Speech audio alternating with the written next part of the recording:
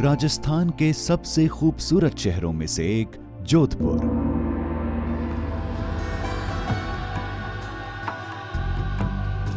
कहते हैं कि ये शहर अपने नीले रंग की वजह से दुनिया भर में मशहूर है। ब्लू सिटी यानी नीला शहर। ये शहर जब नीले आसमान से मिलता है तो और भी दिलकश हो जाता है। नीले रंग में रंगा ये शहर 550 साल से भी ज्यादा का इतिहास अपने सीने में पोशीदा किए हुए है।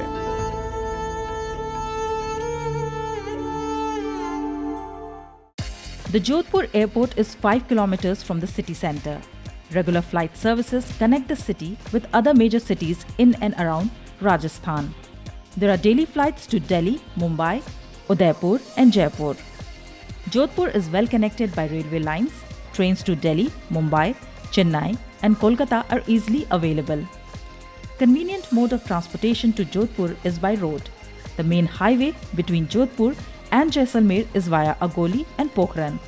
The highway is well connected with Agra, Ahmedabad, Ajmer, Delhi, Jaipur, Jaisalmer and Udaipur by bus. ये महज एक शहर नहीं है। ऊपर से देखें तो ये किसी फनकार का एक खूबसूरत फन नजर आता है। ये शहर सन सिटी के नाम से भी मशहूर है। ये शहर अपने किलों और तारीखी धरोहर के लिए भी मशहूर है। यहाँ की फिजाओं में आज भी खूबसूरत माजी की झलक नजर आती है। इतिहास के बनने और होने का एहसास होता है। सूरज जब अपनी चमक इस शहर पर डालता है तो खूबसूरत झील, पहाड़, तारीखी मंदिर और भी चमकीले नजर आते हैं। सूरज की रोशनी में नहाकर ये शहर किसी जन्नत से कम नहीं लगता। ये पश्चिमी राजस्थान का दूसरा सबसे बड़ा शहर है। इसकी खासियत नीले रंग में रंगे यहाँ के घर हैं जो इस शहर को ब्लू सिटी बनाते हैं। मेहरानगढ़ किले से ये शहर अपने नीले रंग की वजह से बेहद हसीन लगता है। यहाँ के ज्यादातर घर ब्लू पेंट में रंगे हुए हैं। देश की आज़ादी के पहले राजस्थान में 22 अलग अलग स्टेट्स थी। उसमें से 2 मुस्लिम स्टेट थी, 2 जाट स्टेट और बाकी सभी के सभी राजपूत। तो राजपूत ज़्यादा थे, इसलिए ये पूरा प्रदेश कहलाता था राजपूताना। और राजपूताने में एरिया के हिसाब से पूरे राजस्थान की सबसे बड़ी स्टेट ये थी। इस स्टेट का नाम है मारवाड़। और इस स्टेट के संस्थापक राव सियाजी एक राजा हुए जो यूपी के कन्नौज से आए थे। सियाजी के 15वें नंबर पर राव जोधा जी हुए, जिनके नाम के ऊपर इस सिटी का नाम है जोधपुर। तो जोधा किसी जेंट्स और किसी लेडी का नाम नहीं होता, बल्कि इंग्लिश में जिसको वॉरियर्स कहते हैं, हिंदी में कहते हैं योद्धा, राजस्थानी में उसी को कहते हैं जोधा। जोधा का मतलब होता है वीर और बहादुर। तो इनके फादर जो थे जोधा, जो इस सिटी के इस फोर्ट के फाउंडर थे, उनके फादर की इच्छा हुई कि मेरे बाद में मेरा वीर बेटा राजा बने। परंपरा के अनुसार, सिस्टम के अनुसार बड़ा बेटा राजा बनता है। ये अपने भाइयों में बड़े नहीं थे, तो सबसे बड़े जो भाई थे उनका नाम अखेराज था। उन्होंने अपनी तलवार से अपना अंगूठा काट कर टपकते हुए ब्लड से छोटे भाई के तलक कर दिया। तब से यहाँ पर जोधा के वंशज राजा है और उन्हीं के नाम के ऊपर इस सिटी का नाम है जोधपुर।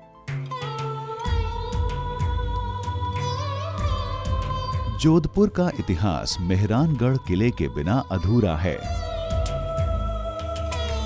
मेहरानगढ़ किला सैलानियों के लिए सबसे ज्यादा आकर्षण का केंद्र है।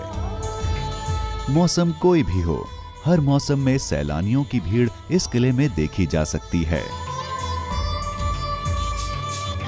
जोधपुर मारवाड़ राज्य के गठन के साथ वजूद में आया।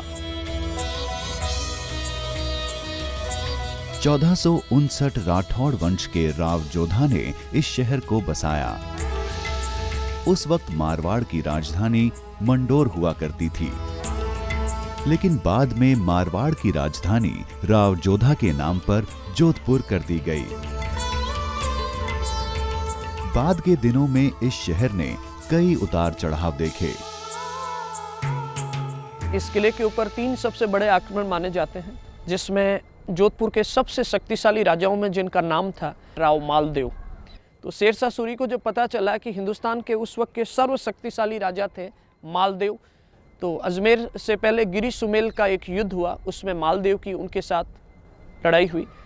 लेकिन शेरशाह सूरी की सेना ज़्यादा थी, उसमें मालदेव की फ़ौज हार जाती है। लेकिन शेरशाह सूरी को भी ये कहना पड़ा मालदेव से कि खुदा का शुक्र था मैं जीत गया, वरना मुझे मुट्ठी भर बाजरे के लिए हिंदुस्तान की सल्तनत खो बैठता मैं। एक मुट्ठी भर बाजरा इट मीन्स एक ऐसा प्रदेश जहाँ कुछ भी नहीं है इनकम के लिए।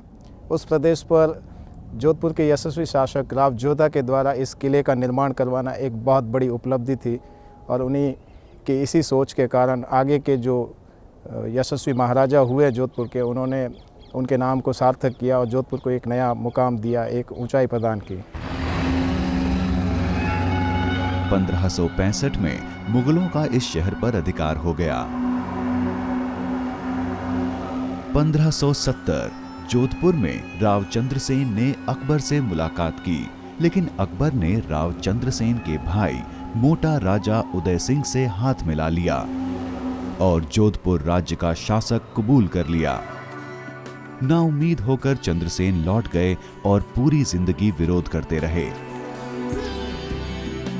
फिर 1678 में औरंगजेब के शासनकाल के दौरान जोधपुर के शासक जसवंत सिंह की मौत के बाद औरंगजेब और जोधपुर के बीच लंबे वक्त तक संघर्ष चलता रहा।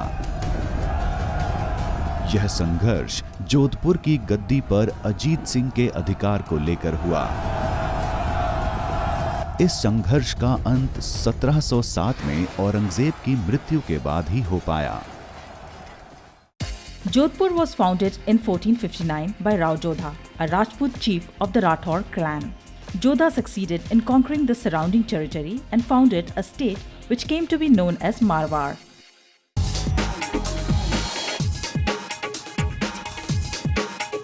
सूर्यवंशी राजाओं का ये फोर्ट 1459 में राव जोधा जी इसके फाउंडर रहे हैं।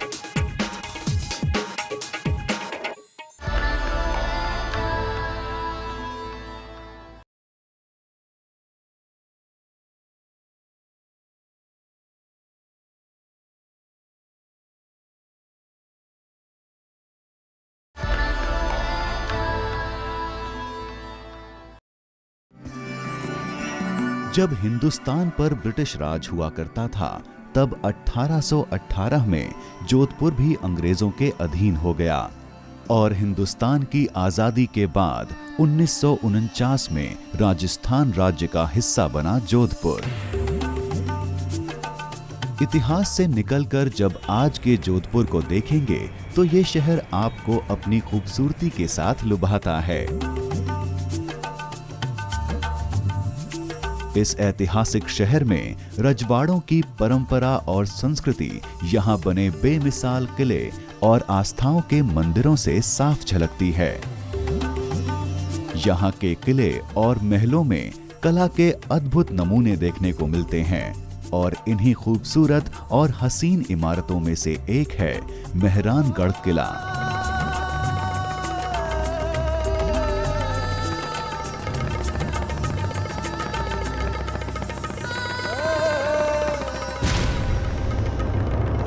जोधपुर शहर के ताज की मानंद शीर्ष पर बना ये किला 550 साल के राजसी गौरव की पहचान है। राजस्थानी में मिहिर का मतलब होता है सूर्य, तो सूर्यवंशी राजाओं का ये फोर्ट 1459 में राव जोधा जी इसके फाउंडर रहे हैं। लेकिन एक राजा के टाइम में पूरा फोर्ट नहीं बना है, बल्कि जनरेशन टू जनरेशन जितने राजा हुए हर एक ने अपनी सुविधा के अनुसार इस फोर्ट को बनवाया। तो अलग अलग इसमें महल है जो अलग अलग राजा बनवाते गए और लास्ट पार्ट इसमें 1843 में बना है।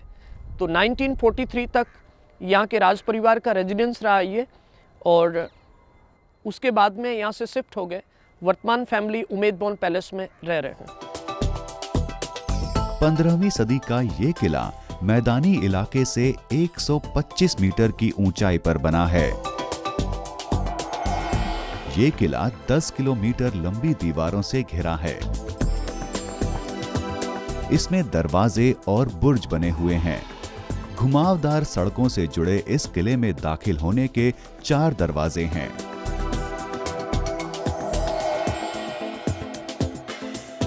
जब आप किले के अंदर जाएंगे तो अंदर कई भव्य और आलीशान महल, नक्काशीदार दरवाजे और जालीदार खिड़कियां मिलेंगी। इन महलों में खास है मोती महल, फूल महल, शीश महल और दौलत खाना। इन महलों में शाही घराने की अद्भुत चीजें रखी गई हैं। शाही पोशाक, फर्नीचर, तस्वीरें, पालकी, हाथी के हौदे वगैरह सहेज कर रखे गए हैं। मेहरानगढ़ का किला हिंदुस्तान के काफी पुराने किलों में से एक है। ये स्थापत्य कला का बेहतरीन नमूना है। इस किले में बनी इमारतें, महल, ऊंचे ऊंचे बुर्ज और शीशे की हसीन कारीगरी अतीत की बेहतरीन यादों में से है। जोधपुर महाराजा के पास में पूरी मारवाड़ स्टेट में कई सारे फोर्ट्स हैं, लेकिन 1947 में यहाँ के महाराजा हनुमंत सिंह जी थे, जो अभी वर्तमान महाराजा उनके फादर, उनका विधिवत एग्रीमेंट हुआ। उसमें सारे के सारे फोर्ट उन्होंने दे दिए, लेकिन 2 फोर्ट उन्होंने अपने पास में रखे जो अभी भी उनके अंडर में है। और उन्होंने एक नॉन प्रॉफिट ट्रस्ट स्थापित किया और इसकी जितनी भी इनकम है इसकी रिपेयर मेंटेनेंस में जाती है, इसलिए वेल मेंटेन है। और 2005 में यूनेस्को अवार्ड इसको मिला था। जोधपुर के 15वें शासक राव जोधा राजा रणमल की 24 संतानों में से एक थे। वो एक काबिल और दूरदर्शी शासक थे। सत्ता संभालने के बाद उन्हें मंडोर का किला गैर महफूज लगने लगा और इसी ख्याल से उन्होंने एक नया किला बनवाने का फैसला किया। उन्होंने मंडोर के किले से चंद किलोमीटर दूर एक पहाड़ी पर नया किला बनाने का फैसला किया। किले के निर्माण के लिए पहले मसूरिया की पहाड़ी का चुनाव किया गया, लेकिन मसूरिया की पहाड़ी पर पानी की कमी थी, इसलिए बाद में पंचेतिया पर्वत को किले के निर्माण के लिए मुनासिब समझा गया। राजा को यह जगह काफी पसंद आई। 12 मई 1459 को इस किले की बुनियाद पड़ी।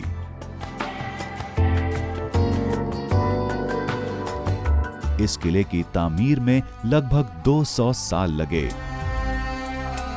और महाराज जसवंत सिंह ने इसे 1638 से 1678 के बीच मुकम्मल करवाया।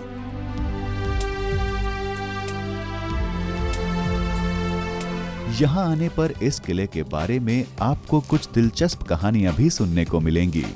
उनमें से एक है एक तांत्रिक की भविष्यवाणी।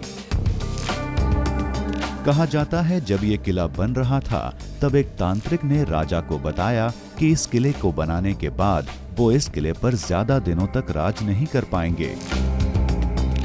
ये बात सुनकर राजा काफी फिक्रमंद हो गए। तब उन्होंने उस तांत्रिक से इस मसले का हल जानने की कोशिश की। तांत्रिक ने बताया कि अगर इस किले को किसी जिंदा इंसान की बलि दी जाए तो शायद राजा इस पर राज कर पाएंगे, यानी एक इंसान को इसकी नींव में जिंदा चुनवाना पड़ेगा। राजा ने पूरे राज्य में मुनादी करवा दी कि जो भी राजा की इस परेशानी को दूर करेगा उसके परिवार को राजकीय संरक्षण के साथ साथ ढेर सारी दौलत भी दी जाएगी। इस मुनादी को सुनकर राजिया नाम का एक शख्स अपनी बलि देने को तैयार हो गया। ऐसा कहा जाता है कि राजिया को इस किले की नींव के साथ ही जिंदा चुनवा दिया गया। जिस जगह राजिया को चुनवाया गया उस जगह पर शाही खजाने और नक्कार खाने की इमारतें बनवाई गईं। राजिया के इस बलिदान की कहानी का जिक्र उस जमाने की छपी किताबों में बेहद अकीदत के साथ किया गया है। बहरहाल इस कहानी के ऐतिहासिक प्रमाण तो नहीं मिलते, लेकिन इतिहास के पन्नों में इस किले को खास जगह जरूर मिली है, जो आपको यकीनन अपनी तरफ आकर्षित करता है।